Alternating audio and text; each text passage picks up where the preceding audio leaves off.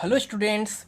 आज हम लोग एलिमेंट को क्लासिफाई करने वाले हैं, यानी क्लासिफिकेशन ऑफ एलिमेंट्स। आज हम लोग देखेंगे कि एलिमेंट्स को क्लासिफाई करके हम लोग कैसे पहचानेंगे कि कितना मेटल्स है एलिमेंट्स में, कितना नॉन मेटल्स है, कितने सॉलिड है, कितने लिक्विड है और कितने गैस हैं। तो चलिए हम लोग शुरू करते हैं क्लासिफिकेशन ऑफ एलिमेंट्स। तो इस एलिमेंट्स को क्लासिफाई करने के लिए हमें पता होना चाहिए कि हमारे पास टोटल कितने एलिमेंट्स हैं पीरियोडिक टेबल में। तो पीरियोडिक टेबल में हमारे पास टोटल एलिमेंट्स है 118, लेकिन जो नॉन एलिमेंट है वो हमारे पास नॉन एलिमेंट है 115, यानी टोटल नॉन एलिमेंट्स हमारे पास है 115। यानी इसी 115 को 115 को हमें क्लासिफाई करना है। तो इसको हम लोग दो तरीके से क्लासिफाई करते हैं, एक फिजिकल क्लासिफिकेशन और एक केमिकल क्लासिफिकेशन। केमिकल क्लासिफिकेशन और फिजिकल क्लासिफिकेशन। तो अगर हम लोग फिजिकल क्लासिफिकेशन का बात करें तो एलिमेंट्स को हम लोग क्लासिफाई करते हैं फिजिकली तीन भाग में, तीन पार्ट में। एक सॉलिड, दूसरा लिक्विड और फिर गैस। यानी जो टोटल एलिमेंट्स है हमारे पास 115, उसमें से सॉलिड भी है, लिक्विड भी है और गैस है। तो जो गैस है उसमें टोटल है 11 गैस, यानी जो एलिमेंट्स है गैसियस स्टेट में वो है 11। एक लिक्विड फॉर्म में है, दो लिक्विड फॉर्म में है, और बच गया 102 जो कि सॉलिड फॉर्म में है। क्या चीज फॉर्म में? सॉलिड फॉर्म में। यानी 11 एलिमेंट्स गैस, दो एलिमेंट्स लिक्विड और 102 एलिमेंट्स सॉलिड फॉर्म में है। उसके बाद हम अगर केमिकल क्लासिफिकेशन देखें तो हम एलिमेंट्स को केमिकली क्लासिफाई करते हैं दो पार्ट में, एक मेटल्स और दूसरा नॉन मेटल्स। यानी एलिमेंट्स को केमिकली हम उसके केमिकल प्रॉपर्टी के हिसाब से क्लासिफाई करेंगे दो पार्ट में, मेटल्स और नॉन मेटल्स। तो अगर हम लोग मेटल्स का बात करते हैं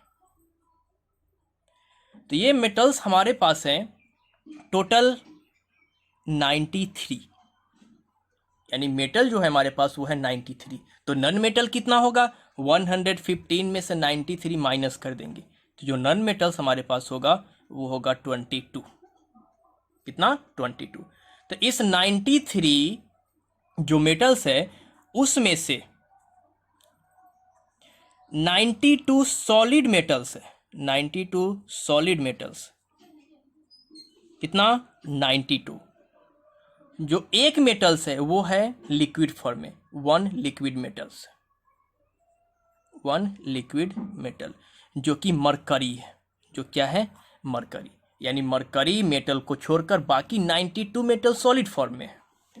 उसके बाद अगर हम लोग नॉन मेटल को देखें तो इस नॉन मेटल में तीनों पार्ट है, यानी 22 में तीनों स्टेट है, लिक्विड भी, गैस भी और सॉलिड भी। तो तीनों स्टेट का अगर हम लोग बात करें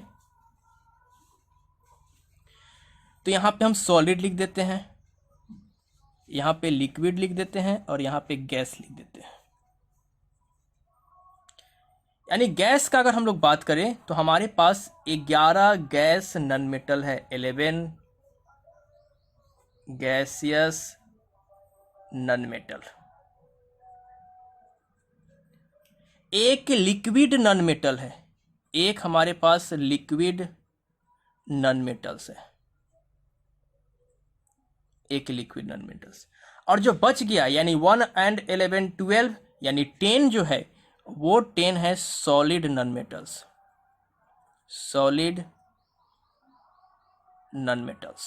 यानी 10 हमारे पास है सॉलिड नॉन मेटल्स। अब ध्यान दीजिए, जो लिक्विड नॉन मेटल्स है वो है ब्रोमीन। इसको याद कर लेना है कि लिक्विड नॉन मेटल्स क्या है हमारे पास? ब्रोमीन है। जो 11 गैस है, इस 11 गैस में, इस 11 गैस को हम यहां लिख रहे हैं 11 गैस नॉन मेटल। इस 11 गैस नॉन मेटल में हमारे पास दो पार्ट में इसको हम लोग क्या करेंगे, डिवाइड करेंगे। एक नोबल गैस और एक एक्टिव गैस। एक्टिव गैस, तो नोबल गैस क्या होता है?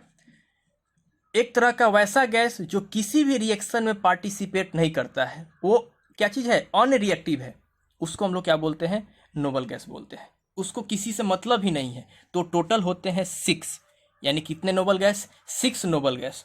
वो कौन कौन है 6 नोबल गैस? जैसे कि सबसे पहला हीलियम, नियॉन, आर्गन, क्रिप्टन, जेनन और रेडन।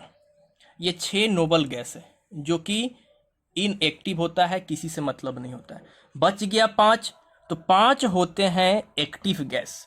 कौन कौन होते हैं? जैसे कि हाइड्रोजन हो गया, ऑक्सीजन हो गया, नाइट्रोजन हो गया, क्लोरीन हो गया और फ्लोरीन हो गया। यानी 5 ये एक्टिव गैस है, 5 एक्टिव गैस।